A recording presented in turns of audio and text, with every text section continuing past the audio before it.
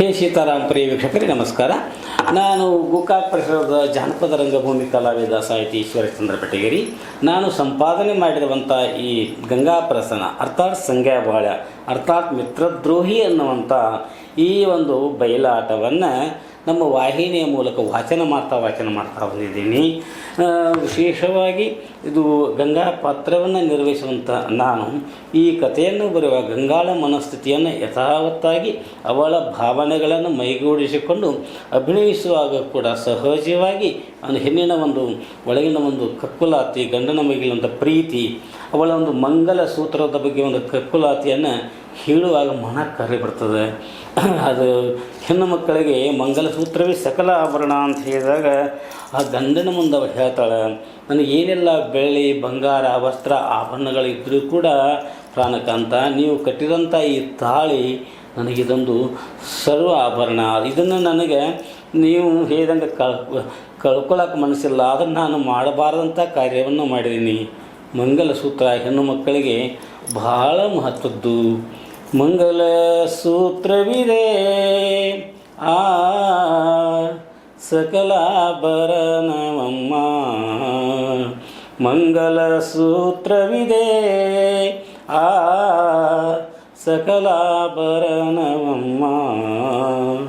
ಅಂಗನಿಯರಿಗೆ ಕೊರಳಿಗೆ ತಾಳಿಯು, ಅಂಗನಿಯರಿಗೆ ಕೊರಳಿಗೆ ತಾಳಿಯು ಸಕಲ ಐಸಿರಿಯಮ್ಮ, ಸಕಲ ಐಸಿರಿಯಮ್ಮ. ಮಂಗಲ ಸೂತ್ರವಿದೆ ಆ ಸಕಲಾಭರಣವಮ್ಮ.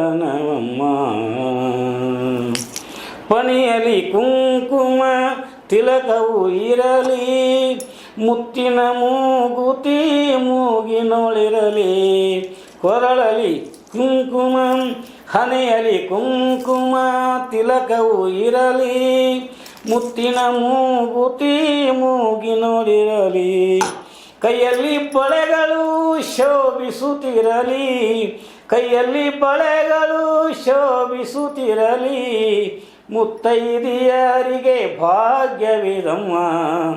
ಮಂಗಲ ಸೂತ್ರವಿದೆ ಆ ಸಕಲಾಭರಣವಮ್ಮ, ಮಂಗಲ ಸೂತ್ರವಿದೆ ಆ ಸಕಲಾಭರಣವಮ್ಮ.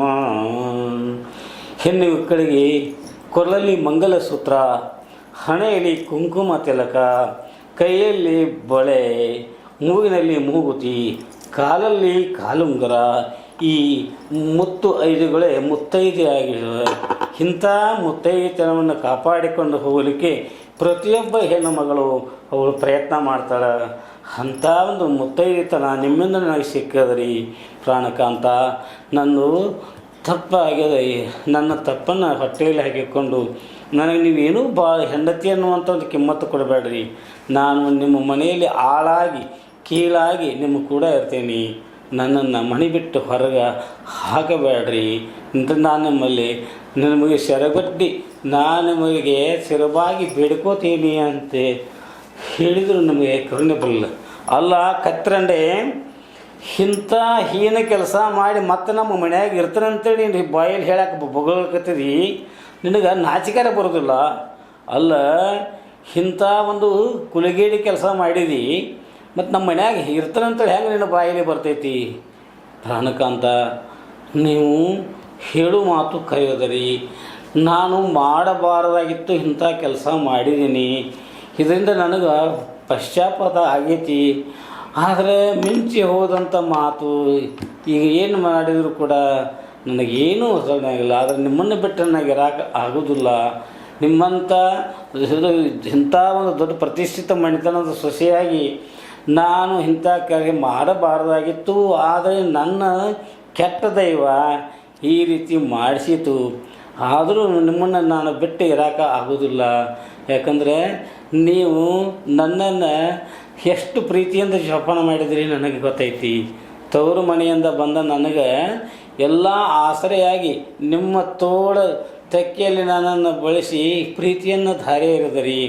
ಆದರೆ ಸಂಘ ಸುಖ ಮಾತ್ರ ಬೇಡ ಅಂಥೇಳಿ ನಿಮ್ಮಿಬ್ಬರು ಅವರು ತಮ್ಮಂದಿರ ಒಂದು ಸುಖಕ್ಕಾಗಿ ನೀವು ನಿಮ್ಮ ಸ್ವಂತ ಸುಖವನ್ನು ಕೂಡ ತ್ಯಾಗ ಮಾಡಿದಿರಿ. ಅದು ನನಗೆಲ್ಲ ಗೊತ್ತಾಗ್ತೈತಿ. ಆದರೆ ನೀವು ಇಲ್ಲದ ವೇಳೆ ಒಳಗೆ ನನ್ನ ಇಂಥ ಒಂದು ಸಂದಿಗ್ಧತೆ ಬಂದಾಗ ನನಗೆ ಏನೂ ಮಾಡೋಕ್ಕೆ ತೋಚಲೇ ಇಲ್ಲ. ನೀವು ಈ ಕಡೆ ಬಂಗಾರದ ಸರಿವಿ ಕಳೆದು ಹೋಯಿತು. ನೀವು 6 ತಿಂಗಳಿಗಂತಲೇ ಸಂತಿ ವ್ಯಾಪಾರಕ್ಕಂತೇಳಿ ಬಳ್ಳಾರಿಗೆ ಹೋಗೋರು. ಮನೆಯಲ್ಲಿ ನಮ್ಮಿಬ್ಬರು ಮೈದನರು ಅವರು ಇದ್ದು ಇಲ್ದಂಗೆ ಮನೆಯಾಗ ಇರ್ತಾ ಇರಲಿಲ್ಲ. ಇಂಥ ವೇಳೆಯೊಳಗೆ ನಾನು ಬಂಗಾರ ಸರಿಗೆ ಹೋಗಿ ಏನು ಮಾಡಬೇಕು ಅಂತೇಳಿ ನನಗೆ ತಿಳಿದಂಥ ಒಳಗೆ ಈ ರೀತಿ ಎಲ್ಲ ಆಯಿತು. ಆದರೆ ನನಗೆ ಏನೋ ಒಂದು ಅದಾದೀತು ಅಂತ ತಿಳ್ಕೊಂಡು ಒಳಗೆ ಇರ್ತಕ್ಕಂಥ ಹೆಣ್ಣಿನ ಒಂದು ಆ ಸುಖ ನೋಡಿ, ಸಾಸಿವೆ ಕಾಳಷ್ಟು ಆ ಸುಖಕ್ಕೆ ನಾನು ಸಾಗರದಷ್ಟಂತ ನನ್ನ ಈ ಎಲ್ಲ ಒಂದು ಜೀವನನ ಬಾಧ ಮಾಡಿಕೊಂಡಿ. ಅಂದು ಭಾಳ ತಪ್ಪಾಯಿತು. ತಪ್ಪು ಆಯಿತು ಅಂತ ಬಾಯಲ್ಲಿ ಹೇಳಿದ್ರೆ ಆಗ್ತೈತೆ ನನಗೆ. ಹೌದು ರೀ, ಬರೀ ಬಾಯಲ್ಲಿ ತಪ್ಪಾಯ್ತು ಅಂತಂದ್ರೆ ಏನು, ನನಗೆ ನೀವೇನು ಶಿಕ್ಷೆ ಕೊಟ್ಟರು ಕೊಡ್ರಿ. ಆದ್ರೆ ನಾನು ಮತ್ತೆ ನಿಮ್ಮ ಮನೆ ಬಿಟ್ಟು ಹೊರಗೆ ಹಾಕಕ್ಕೆ ಹೋಗ್ಬೇಡ್ರಿ. ಎಲೆ ಕತ್ರಂಡೆ ನೋಡು, ನೀ ಇಷ್ಟೆಲ್ಲ ಹೇಳ್ತಿ ಅಂತಂದ್ರು ಕೂಡ ನಿನ್ನ ಮನ್ಯಾಗ ಇಟ್ಕೊಳಕ್ಕೆ ನಮಗಾರ ಇದು ಅನ್ಸತಿ. ನೋಡು, ಒಂದು ನಾಯಿ ಮುಟ್ಟಿದ ಕುಡಿಕಿ ನೀನು. ಇಂಥ ಮಣಿತನದೊಳಗೆ ನೀನು ಹೆಂಗೆ ಲಕ್ಷ್ಮಿ ಹೆಂಗೆ ಅದು ಇದ್ದಿ. ನಮ್ಮ ಇಬ್ಬರು ಅಂತಮ್ಮರಿಗೆ ಅವರಿಬ್ಬರಿಗೂ ತಮ್ಮಂದರಿಗೆ ತಾಯಿ ಹೆಂಗಿದ್ದಿ. ಇಂಥ ನಿನ್ನನ್ನು ಎಷ್ಟು ಅವರು ತಾಯಿಗತಿ ಜೋಪಾನ ಮಾಡ್ತಾಯಿದ್ರು. ಈ ನಮ್ಮನ್ನು ಎಲ್ಲರನ್ನೂ ನೋಡಿ ಆದ್ರೆ ನನಗೆ ತಿಳುವಳಿಕೆ ಬರಲಿಲ್ಲ. ಇಂಥ ಹೀನ ಕೆಲಸ ಹೆಂಗೆ ಮಾಡಿದಿ. ಅಯ್ಯೋ ಪ್ರಾಣಕಾಂತ, ಅದೇ ನನಗೆ ತಿಳಿದಂಗೆ ಆಗ್ಯದ್ರಿ. ಯಾಕೆ ನಾನು ಮಾಡಬೇಕಂತ ಎಂದೆಂದೂ ಇಲ್ಲ. ಮನೆಯಾಗ ನನ್ನ ತಂದೆ ತಾಯಿಗಳು ಸಹಿತ ಗಂಡನ ಮನೆಗೆ ಬೆಳಕಾಗಿ ಬಾಳುವಂತೆ ನನ್ನ ಕಳಿಸಿದ್ದಾರೆ. ಆದರೆ ಇಂಥ ಒಂದು ಕೆಟ್ಟ ಪರಿಸ್ಥಿತಿ ಹೆಂಗೆ ಬಂತು ನನಗೆ ಗೊತ್ತಾಗಲಿಲ್ಲ. ಹಿಂದಕ್ಕೆ ನೋಡ್ರಿ, ನಿಮಗೆ ಎಲ್ಲ ಗೊತ್ತಿದ್ದು ಅದು ಇಂದ್ರನ ಮೇಲೆ ಅಹಲ್ಯಾದೇವಿ ಮನಸ್ಸು ಮಾಡಿರಲಿಲ್ಲ ರೀ. ಆದರೂ ಅವ ಇಂದ್ರ ಅವೇನು ಮಾಡಿ ಅಂದ್ರೆ ಅವಕ್ಕೇನು ವಶ ಮಾಡ್ಕೊಳ್ಬೇಕಂತೇಳಿ ಮಾರು ವೇಷದಿಂದ ಆ ಋಷಿಗಳ ವೇಷ ಹಾಕ್ಕೊಂಡು ಬಂದು ಆಕೆ ಕೂಡ ಕೂಡಿದರು.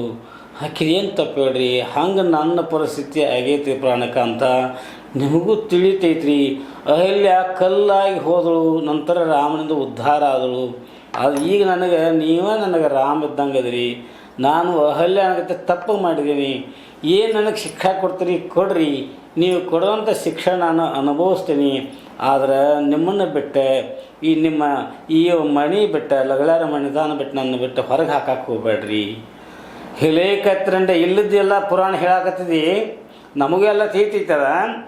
ಆದರೆ ಮನಸ್ಸು ಹೆಂಗೆ ಬರ್ತೈತಿ ಅದನ್ನು ಹೇಳಿ ನನಗೆ.